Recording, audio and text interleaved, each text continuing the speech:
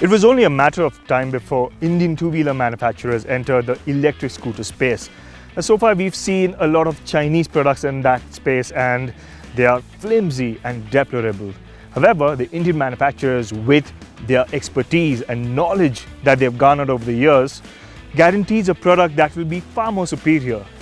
And when you're talking about manufacturers like TVS, and when you look at their products like the Jupiter or even the Ntorq, you think that the iQube, their new electric scooter, could offer a similar premium scooter experience. So we are at the Hosur track and we've got about half a day to ride the new iQube. Let's see what it's all about. The iQube's design seems to draw from TVS's vast experience when it comes to styling scooters, especially its unisex product, the Jupiter. It may not look as awe-inspiring as the beautiful Bajaj Chetak Electric, which is a direct rival, but there's something about the TVS iQube's design that simply grows on you. The iQube's design won't make you go wow, it won't leave you awestruck. However, it's a design that's very simple, very conservative, and will appeal to a wide set of audience. There's a conscious effort at using flat surfaces and simple lines across the body, like on the front apron and across the side panels, that look pleasing to the eye.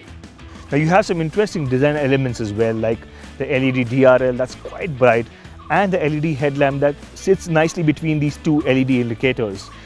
Some of the other elements, like the squared-off mirrors, look very 80s or 90s, but again, it gels with the rest of the design. It's very simple, very functional, and quite effective. The tail section has a similar Robocop style clear lens strip over the LED lights, and I like that consistency in design. That said, I can't help but think of the TVS Jupiter when I looked at the iQube's side profile. On the whole, the design is simple and should age gracefully with time. The iQube is also put together quite well, and it doesn't appear as if TVS has cut corners with this electric scooter. The quality of the parts as well as the fit and finish is right up there with the rest of the TVS scooters, especially when you look at these panel gaps, for instance.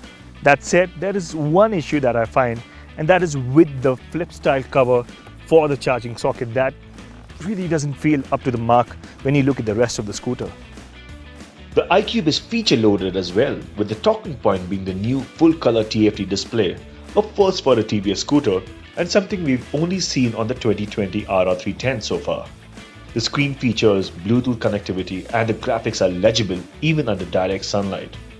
The dedicated iQube app, along with the Bluetooth function, shows incoming call alerts, SMS notification, and turn-by-turn navigation on the screen. The app also features geofencing, trip data recording, battery charge status, range, and a lot more. It certainly feels more premium than the digital LCD dash on the Bajaj Chetak, and I quite like it. This fancy screen aside, the other useful feature is the under-seat storage space that's generous, despite TVS plonking 2 of the 3 battery packs next to the storage bin.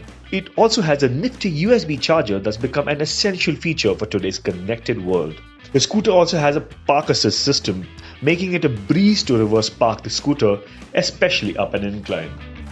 Right, so the iQube looks like a conventional scooter, but does it also feel like one? Especially once you've seated yourself on it.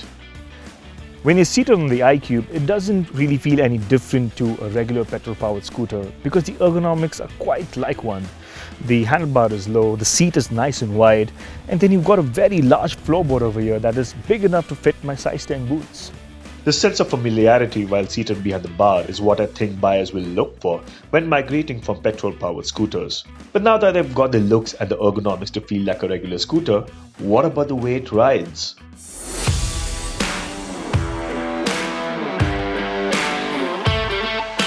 Well, TVS has been mindful about developing an e-scooter that doesn't feel like a sea change from a regular scooter, and that's firstly down to the hub-mounted motor, the batteries, and the way these two come together to deliver a riding experience that feels like a conventional scooter. This hub-mounted motor over here has been developed by Bosch, and it produces a peak power of 4.4 kilowatts. TVS says they chose the hub to mount the motor because what an iQube customer is looking for is a practical runabout with decent performance and not something that offers trailblazing performance like the Ather 450X, which uses a frame-mounted motor. So, for the intended purpose, the hub-mounted motor will suffice. But let's not forget, a hub-mounted motor is generally considered a more cost-effective solution. Nevertheless, out on the track, the iQube didn't feel lacking at all. The scooter has two modes, Eco and Power, that governs the acceleration and top speed of the scooter. Now in Eco mode, the iQube had adequate acceleration to get up to 45-50 kmph, and that I feel is required when you want to ride the scooter through a dense city traffic. The good thing here is that even in Eco mode, the scooter does not feel irritatingly slow to accelerate, and the easily accessible mode switch allows you to call on the Power mode to surge past the performance ceiling in Eco mode. In Power mode, we got up to speeds up to 75 and 80 kmph, and the scooters could sustain their speed for a long period of time. That said, we did see the range fall quite quickly in the Power mode. The iQube can also scale a 10-degree gradient with ease, so climbing most flyovers shouldn't be bothersome. Overall, the performance on the track felt brisk and enough for city commutes even on faster flowing roads. More good news was that even when the battery was left with a quarter of its overall juice, the performance didn't dip significantly, with the scooter still managing 70 kph. Speaking of the range, the lithium-ion battery packs offer what TVS says is a true range of 75 km in Eco mode and about 55 km in Power. The ARAI certified numbers will certainly be much higher, but to TVS's credit, the company is choosing to quote the numbers that customers will actually experience. The battery packs along with the battery management system have been built completely in-house, except for the cells in the battery packs that have been sourced from LG in South Korea. It takes about 5 hours to charge the battery using this home charger that's included in the price of the scooter. It has a nifty RFID activated system that ensures nobody misuses the device when it's unattended. While these features and performance numbers are good, it's the iQube's ride and handling that truly stands out among the sea of electric scooters in India. Doesn't this portion look familiar to you? Well, it is because it belongs to the TVS Jupiter. You've got the same wheel, the same disc, as well as the same telescopic fork. However, the spring rates have been adjusted to match the weight of the new iQube. Now, unlike the front suspension, the unit at the rear is completely different to regular scooters. One of the penalties of mounting a motor on the hub is that it puts a lot of weight at the back. To counter that, what TVS has done is that they've employed a motorcycle-like suspension at the rear. So there are two shock absorbers on either side, both are preload adjustable, and you've got a proper swing arm too. So that has enabled TVS to come up with an iQube that not only rides really well, but also a lot of fun around corners. The combination of the suspension and well set up chassis is an e-scooter that offers a great balance between ride and handling. While there were a few bumps on the track, the suspension did a fine job of absorbing these without upsetting the chassis, especially when leaned over. To me, the icing on the cake, however, is the way the scooter handles. I didn't really expect an electric scooter to go around corners like the way this iQube manages to. That has to do with the suspension setup, both at the front and the rear, and that whole confidence that it gives you, the way it sticks to an intended line. It's beautiful. I had a great time chucking this scooter around the corners over here. The brakes are sharp and progressive, and if you squeeze really hard on the rear brake, it will tend to lock up. But I feel the regenerative braking system is quite strong and slows the scooter down sooner than expected. It will take some time for the owners to get a hang of it, but this will actually be nice to use in heavy traffic.